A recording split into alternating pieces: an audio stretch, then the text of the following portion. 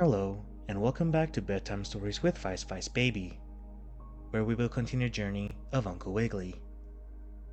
Story 4: Uncle Wiggily and the Dormouse. Tap, tap, tap came a knock on the door of the hollow stump bungalow one morning. Uncle Wiggily Longears, the rabbit gentleman who lived in the woods, called out, "Please, come in." In hopped Dickie Chip Chip, the Sparrow Boy post chap, with a letter for the bunny gentleman. "Huh, that's nice," explained Uncle Wiggily as he took the envelope. "I hope it's a Valentine." "A Valentine this time of year," laughed Dickie. "This is June, Uncle Wiggily." "Oh, so it is. However, I'll read it." And when Dickie flew on to deliver the rest of his letters, Uncle Wiggily read his own. It was very short and said, "If you want a new hat, come to the Green Meadow as soon as you read this." "Huh, if I want a new hat," thought the bunny uncle. "Well, I do need one, but who knew that I did? This is very strange and mysterious. Ah, I have it. This must be Alice in Wonderland. She is giving me a little surprise."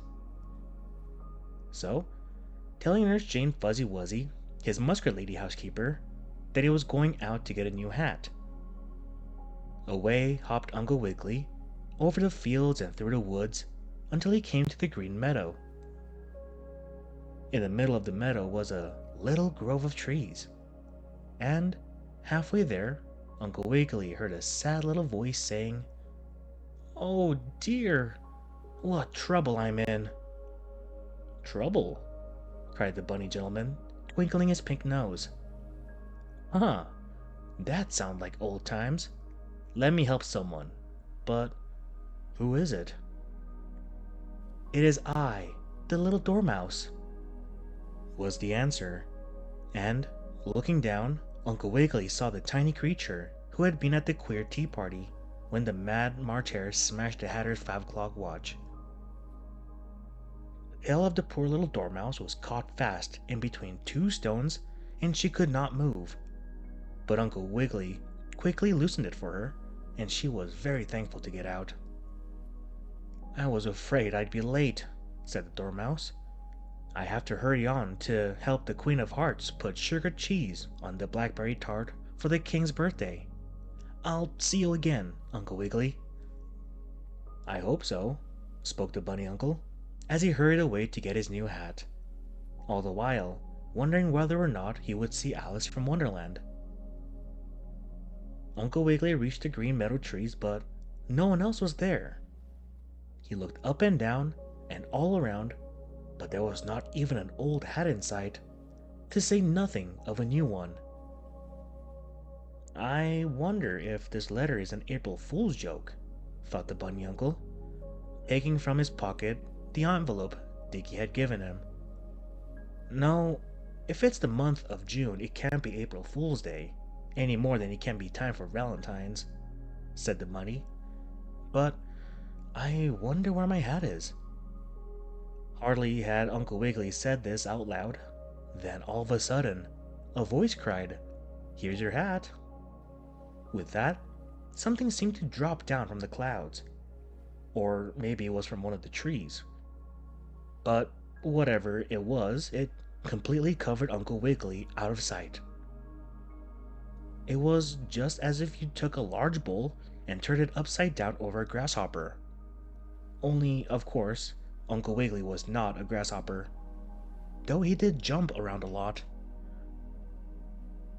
And at first, in the sudden darkness, the rabbit gentleman thought it was a bowl that perhaps the circus elephant's little boy had turned over on him just for fun. Then, making his pink nose twinkle very fast so that it shone in the dark like a firefly lantern, Uncle Wiggily was able to see that he was inside a large, tall silk hat. When it had dropped over him, it had shot out all the sunlight, making it quite dark inside where the bunny was. "Yes, this is a hat," said Uncle Wiggily to himself. "But What a funny way to give it to me. And it's so large. Instead of my new hat going outside my head is inside the hat. This will never do. I must get out and see what the trouble is. This must be Elephant's hat. It's so large. But when Uncle Wiggily tried to lift up one edge of the hat to crawl out, he found he could not. Someone seemed to be sitting on top of the hat, which was shaped like a silk stovepipe one Uncle Wiggily always wore. And a voice cried, "Hold it tight and he can't get out." "Oh, I'm holding it tight," was the answer. Then Uncle Wiggily knew what had happened. Someone had played a sad trick on him, and it was two bad old scalery alligators. They had borrowed the Wonderland Hatter's hat, which was very large, nor had they told the Hatter what they wanted for it, for if they had, he never would have let them borrow it to make trouble for Uncle Wiggily. The alligators had climbed up the tree with the big hat, and after sending Uncle Wiggily the note, they had waited until he came to the field. Then, from the branches above, they dropped the hat down over him and sat on it. "And I can't get out," cried Uncle Wiggily. "That's the worst of it. I can't get out, and those bad alligators will reach under and grab me, and—" "No, they won't," cried the little squeaky voice down low on the ground, just outside the hat. "Why not?" asked Uncle Wiggily, hopeful-like. "Because I am the Dormouse whom you helped," was the answer. "Now listen. With my sharp teeth, I'm going to cut a door in the side of the hat where the alligators sitting up top cannot see. Then you can get out." So, the Dormouse, being made for just such work, as you can tell by its name, gnawed a door in the side of the Hatter's hat, and out crawled the bunny rabbit gentleman before the alligators could grab him, and the bunny and the Dormouse got safely away, Mr. Longears being very thankful, indeed, for having been helped by the little creature.